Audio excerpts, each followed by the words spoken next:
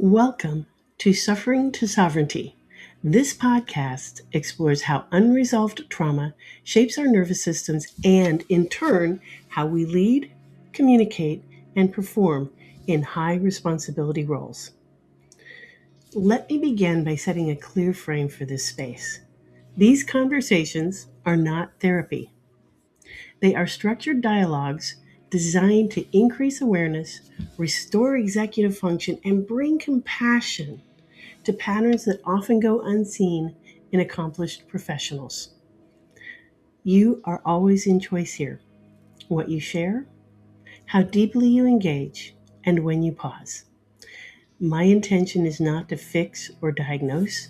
It is to help illuminate how nervous system conditioning influences behavior, decision making, and relational dynamics. If something in these conversations resonates with you, that does not mean something is wrong with you. It means your system adapted intelligently to your past experiences. Awareness is where sovereignty begins.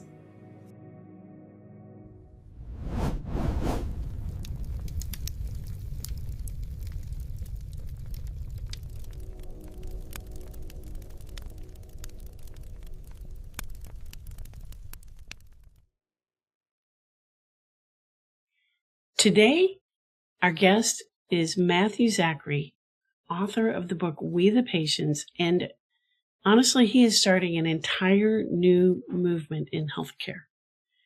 Please help me welcome to the stage Mr. Matthew Zachary. Hello.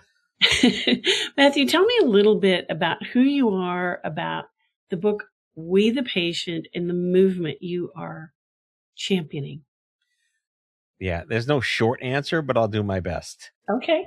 So my life was a lot of happens to be. I feel very fortunate in a way that I might have been chosen for something strange, and I'm alive today, 30 years after being told, you're going to die from brain cancer as a college student.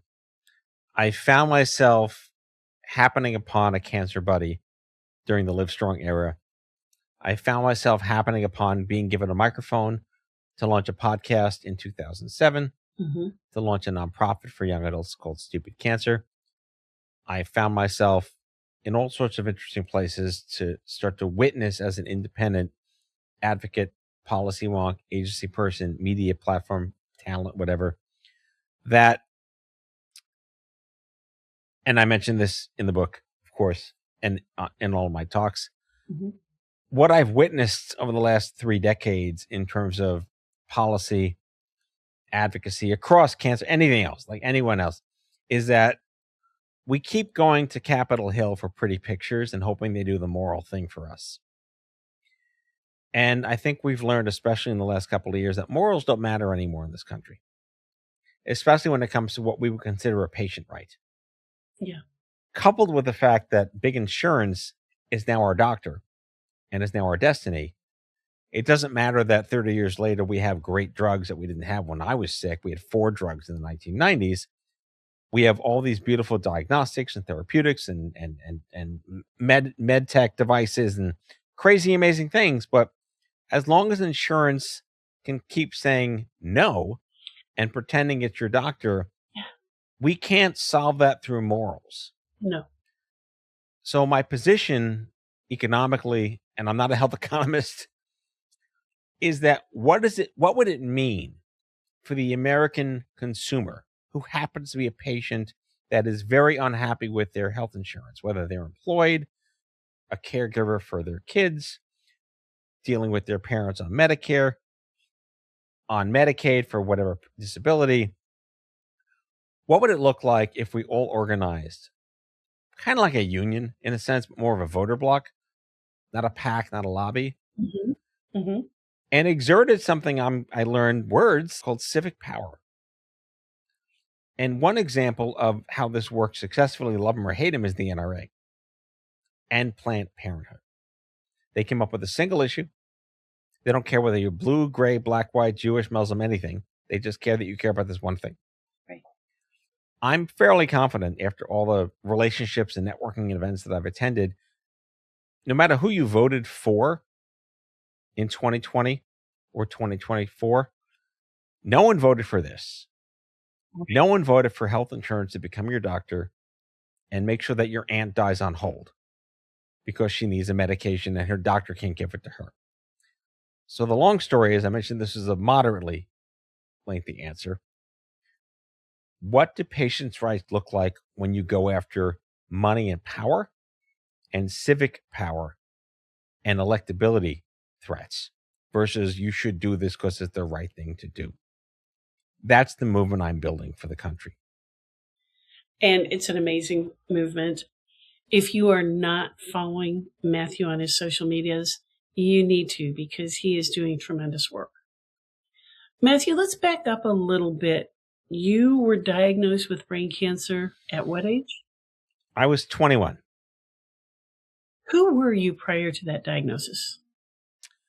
I was a very, very happy, talented, divergent prodigy as a musician and a composer and a pianist and an orchestrator and a digital music computer nerd.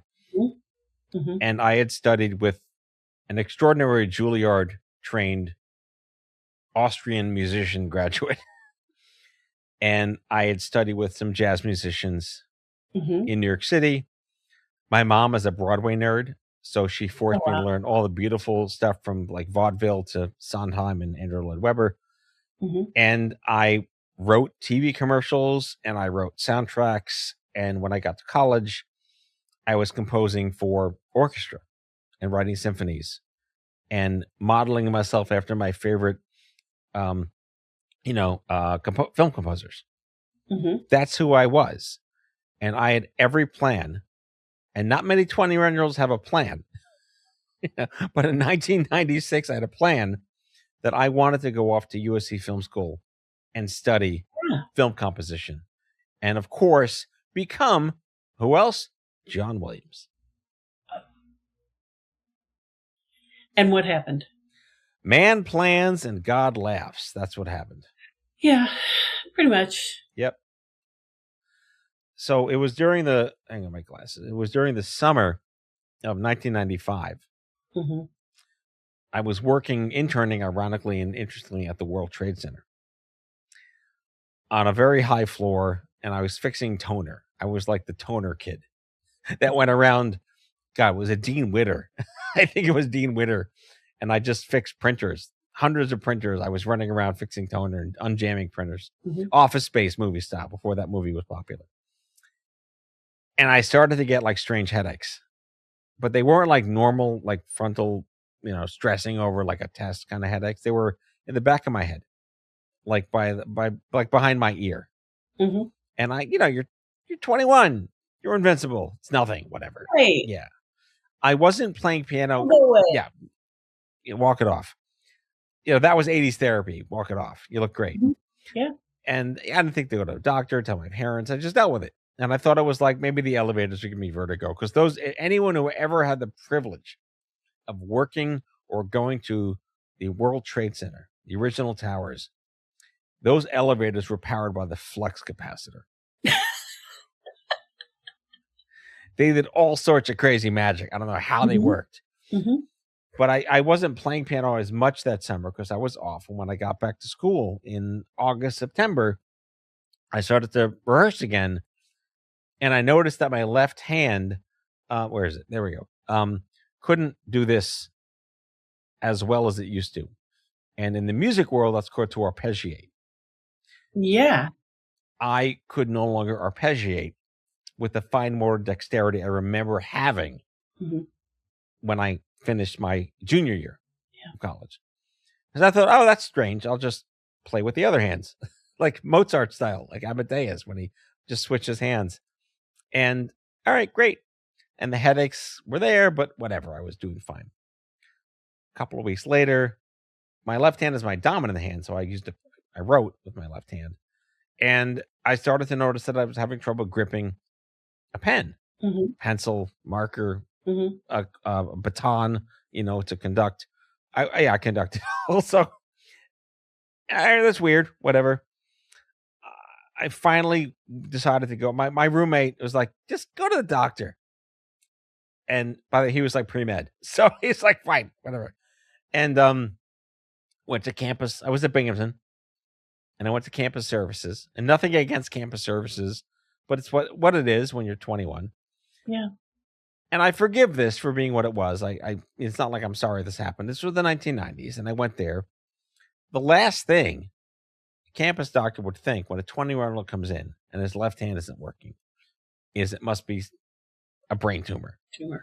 Yeah. So I went through this sort of comedy of terrors for a couple of weeks, couple of months, going back and back and back because the headaches got worse. My left hand eventually stopped working, and I had to use my right hand and like thump with this hand. I couldn't do it. It was like basically became like a gross motor coordination, like a log, in a sense. I'm ambidextrous, so I wound up writing with my right hand. And why not? Just whatever. You look great. Carpal tunnel, meningitis, Epstein-Barr, multiple sclerosis. God, there were so many other things that I thought that I had. Of course. Put your backpack on that shoulder. That was one of the solutions they gave me. So, okay, great. And then this is a true story. I finally went back, but I happened to have I was a little sick. I had like a flu or a cold or a cough. Mm-hmm. It was irrelevant because I didn't go because I had a cold. I went there because things were getting worse. And they basically just said, "Oh, go take some Robitussin. You'll be better in a week." Mm-hmm. So I was given Robitussin for what ultimately was a brain tumor. But I was only finally taken seriously when I started to have fainting, nausea, dizzy spells, slurred speech, and other, maybe you call them like more mainstream side effects. And then that's when the shit hit the fan. Yeah. And everything got serious. And so you got diagnosed, you got treatment, and you are here with us now. I am. Thank you. Spoiler alert, I'm still here. What did you learn about yourself going through this journey? I never asked why me. And I learned that that's a useless thing to say. Yeah. I also maintained my level of invulnerability and never believed I was going to die. Oh, wow. I don't know why that is or how that is, but looking back at my dad remembers this. My dad kept a Word document. No one kept documents back then. He kept a journal every single day for like 6 months. He wrote in the journal what was going on, who we spoke to. This is all in my book as well. I'm like, Dad, look what I found. Can I put this in the book? Hell yes. It's a time capsule of what was going on. And I never asked why me. I never thought I was going to die. I just never knew I could be so alone. Oh, you had your parents there. Family is always in a perfect sense, if you're fortunate enough, that they're what you have. Yeah.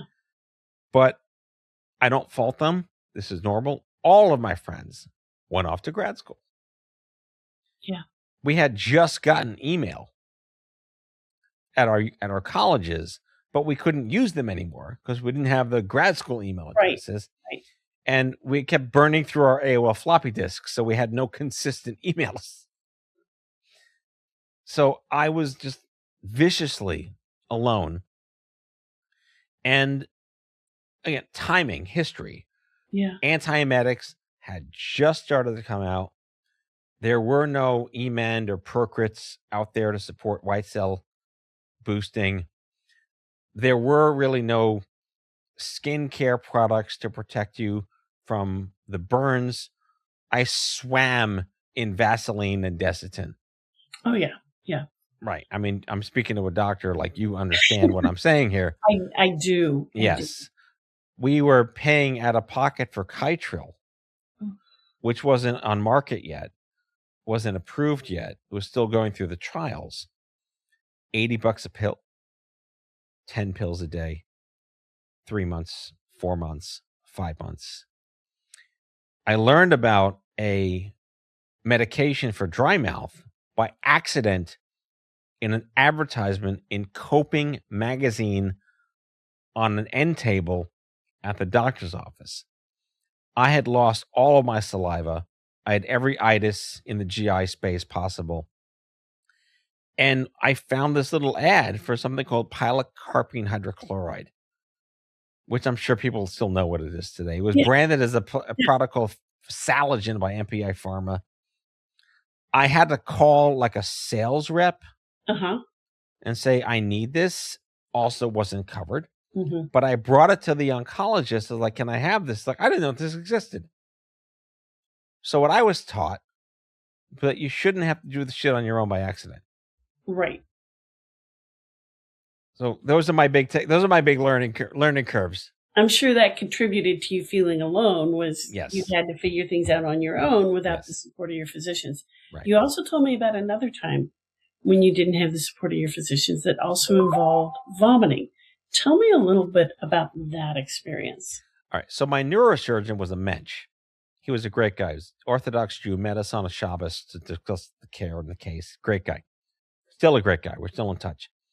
But my doctors at NYU were phenomenal, but they were pediatric oncologists. So they had the empathy, but not for a 21-year-old. Right. My doctors at Sloan were assholes at the time. To me, they had no empathy. They were the ones that didn't really give a shit about anything with my data and my COG protocols. And looking back in hindsight, there was a point in time where I'm going to remember the clinical stuff because I can nerd out with you. I had stereotactic radiosurgery, 5940 centigrade, whole body down to the coccyx. And I then opted in for a clinical trial of 3D stereotactic boosting to the posterior fossa and the pons in some kind of self-encapsulated laser thing. Yeah. I was an experiment for the shit that makes your three-dimensional crystals at the airport now with your family in them. But where this came down to was the radiation was just so toxic. Yeah. And they didn't really tell you what to expect, let alone as a 21-year-old and not a 5-year-old. Okay, probably guilty as charged. Yeah, that's fine. I'm not castigating an entire industry. But it got to a point where I had lost my saliva. I lost my esophageal lining, my stomach lining, my cilia in my lungs, all of my hair. You know, it was tragic. I could barely swallow. Yeah. I was living on like Haagen-Dazs vanilla. That was my cancer diet. And I went hyperthyroid. So I was just losing weight, eating thousands of calories a day of just Haagen-Dazs vanilla. And there was a point in time, probably in, I would say late March, early April. This is from my first day was Valentine's Day of getting radiation. April 30th, which is my kid's birthday, ironically, was my last day getting care in 96. There was a point in like early April where the side effects were just so brutal. I could not get out of bed. I couldn't eat, drink, sleep, think. I was in agonizing pain. My skin hurt. My eyes hurt. Yeah. Everything hurt. And I was dry heaving 18 hours a day. Oof. And we went to the doctors for that one particular day. And my mom came with us. My mom never comes with us. My parents came. And we essentially begged them to give me a bit of a break. I had weekends off, like most protocols have. But I was dying. Yeah.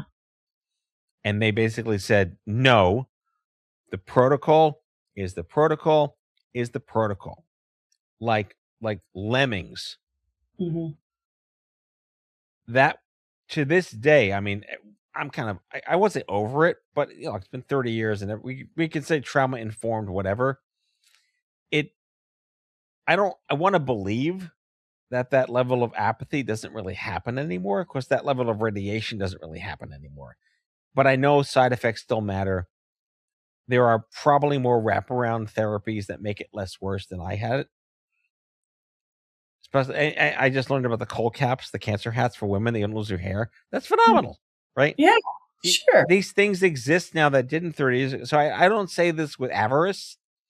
SAT word of the day. I say this with perspective. Mm-hmm. There was a second story that I put in the book that I've talked about for 30 years about how there was an additional level of apathy. Wasn't pain inducing. It was just victimizing. Oh. And this is a really important story for anyone in medicine, any patient advocacy, and along the theme that still matters 30 years later of you shouldn't have to be your own advocate. Right. They, after radiation, after the craniotomy, they did all the margins and they did all the tests and did all the the MRIs and the CAT scans and the bone marrow shit and whatever, spinal fluid things. And there was really no evidence of disease. So they said, but I feel like Sloan wanted to make its numbers. So Ooh. they said you should probably they said we're going to put you on chemotherapy now. Uh-huh. And I'm like, what the hell's chemotherapy? All I knew was like Deborah Winger died in terms of endearment. Yeah. And Shirley MacLaine went batshit crazy. Yeah. Chemotherapy meant you're dying. And I was already dying. I'd lost 110 pounds in 3 months. I couldn't eat, sleep, walk, drink, whatever. And they wanted to pound me with this shit. Here's a good example of how I happened to be, right? My dad's best friend of nearly 75 years happens to be one of the leading genomicists in American history. Okay. He happened to start the entire genomics lab at Indiana University, Bloomington, which gave birth to Larry Einhorn. I know them. Yeah. Yeah. I mean, the guy invented cisplatin, right? Come on, right? Mm-hmm. But the protocols back then were basically 4 things. But I didn't know chemotherapy meant multiple things. So Dr. J, Uncle J, my godfather, he stepped in to basically the conversations and demanded of these 2 doctors at Sloan, what chemotherapy are you giving or offering to Matthew? Mm-hmm. And this was at a time when no one gave you their data. No. But Jay knew so many people Mm-hmm. that he just pulled all the strings. Like Al Gore got involved. It was crazy, right? Genetics is a very small world. Yeah, powerful people in genetics who did that kind of work. Yes. Back in what year would this have been? Oh, he started in the 60s and 70s. Right, but this was in the 80s or 90s when this happened, correct? This was 96 when this happened. Okay, so there were maybe a couple thousand people doing this, but really only less than 100 people doing it well at that time. Yeah, exactly. And Jay had already gone to Rutgers to build his whole empire there. But we didn't know to even ask the doctors, what does chemotherapy even mean? Mm-hmm. And here's where it gets really spicy. We found out from Jay that they wanted to give me the usual suspects, vincristine, cyclophosphamide, carboplatin, cisplatin. But what I didn't know that they likely would have never told me, that Jay told me, was that the cisplatin would have made me deaf, mm-hmm. and the vincristine would have made me numb. And I don't want that as a pianist.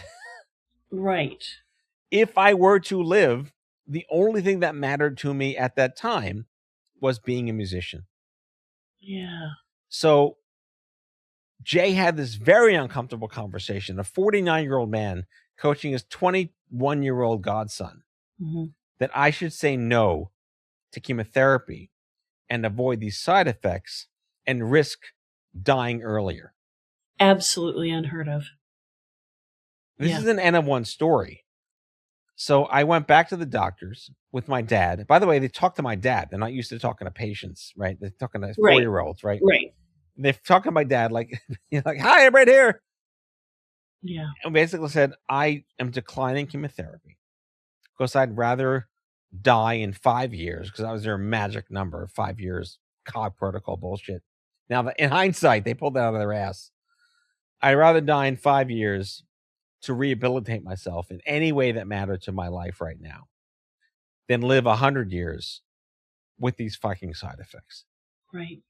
And they yelled at us for challenging their recommendations.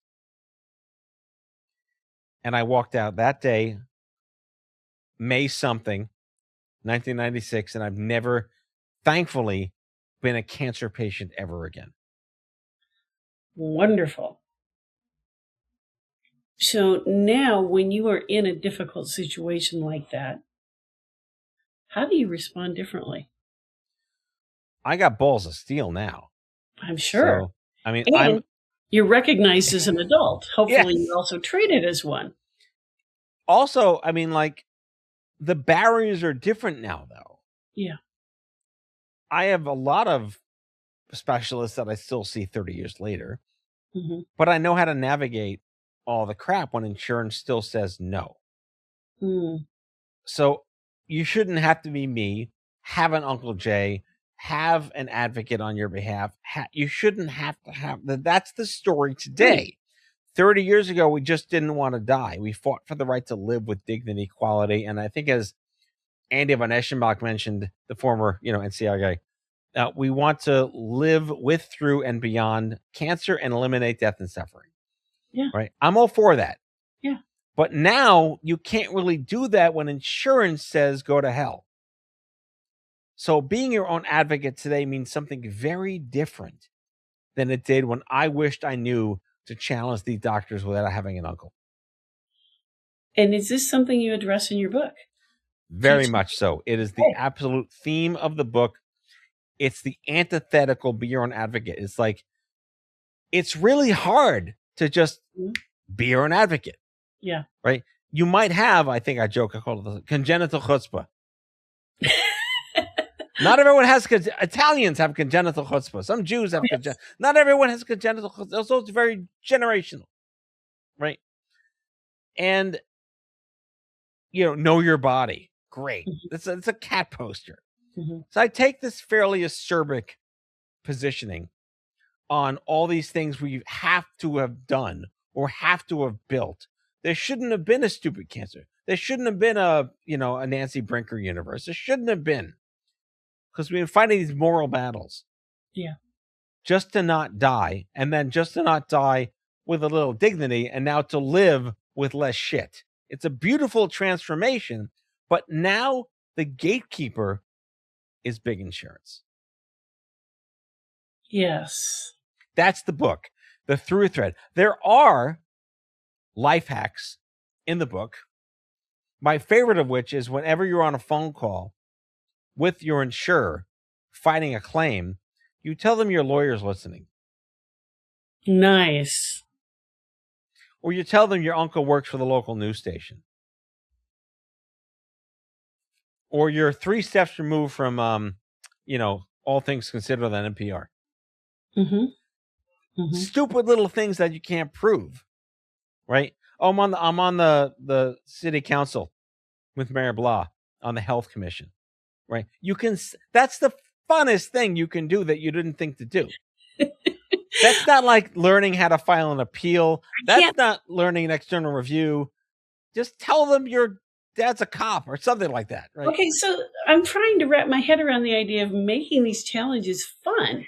Yeah. And this is opening up a whole new part of my brain. Thank you. That's what the book talks. I mean, yes, there are hacks on something like 80% of denials that are appealed or overturned, but only 2% of denials are appealed. Right. Why does that work? It's because most of the appeals are done by the doctor's office, by your employer's navigator people, and sometimes, stupidly enough, by the payer itself that's denying your care. Or if you happen to have money to spend on someone else to unfuck you, like a board-certified patient advocate. Right. So can you just summarize real quickly what you would like to leave our audience with? I am a big fan of Sisyphus. It gives us purpose. But everything we're doing now is no longer morally sufficient to affect the change we need from our elected officials and big insurance. What I ask of anyone listening, besides please buy my book and let me know how you feel and find me on social, is it's time to organize. Yes. It is time for the American people who have been so thoroughly disenfranchised on the single issue of health insurance determining your destiny more than your genetics. Yeah. We need to organize as a voter bloc, exert civic power in our state-based representative legislatures, our state houses, and demand, because I think the NRA is 4% of the electorate. Mhm. The We the Patients voter bloc could be 50% of the electorate. Say that again. We the patients. Say that again for me. Well, so the NRA, I believe, is like 4% of every congressional district to exert their power. And they're backed by the gun lobby, which is one thing. We the Patients beyond the book, We the Patients, the social movement. I think Greg Simon called it the next great patient rights movement. I love this. We could potentially represent on a single issue of breaking up big insurance 50% of every congressional district. Yes. That is an unprecedented opportunity to organize, drop all your ego shit, and be part of one thing that unfucks us all. Oh, that would be phenomenal. Yes. It really would. Yeah. Yeah. Well, thank you again for being here with us today. And thank you for challenging my vocabulary using words I haven't heard in a while. And that was such a pleasure for me. Just a quick shameless plug. Oh, absolutely. And there will be a link in the show notes about how to get your own copy of his book. Yeah. All right. This is fantastic. Thank you so much for bringing out the trauma in me. I'm sorry. Should we do a meditation after this? Yes, we're going to ohm to death. Okay. All right. Thank you, ladies and gentlemen, and we'll see you again next week. As we close, I want to thank my guests for their honesty and their courage in sharing this conversation. These conversations matter because what we do not name, we carry. And what we carry silently often shows up in our bodies, our relationships, and our leadership in ways we never intended. If today's episode stirred something in you, I invite you to pause before moving on with your day. Notice what your body registered. Notice what feels familiar without trying to fix or explain. Awareness is not the end of the work. It is the beginning of choice. If you would like support continuing this conversation, I have linked a free nervous system awareness guide in the show notes. This short resource will help you find your personal triggers, recognize your default stress responses, and begin shifting from unconscious reaction to conscious choice with clarity rather than judgment. If this episode resonated with you, please take a moment to like, subscribe, and share this podcast with someone who might need this conversation. It helps this work reach the people who are carrying more than they let on. And if you are listening and feel a quiet pull to share your own story, I want you to know you are welcome here.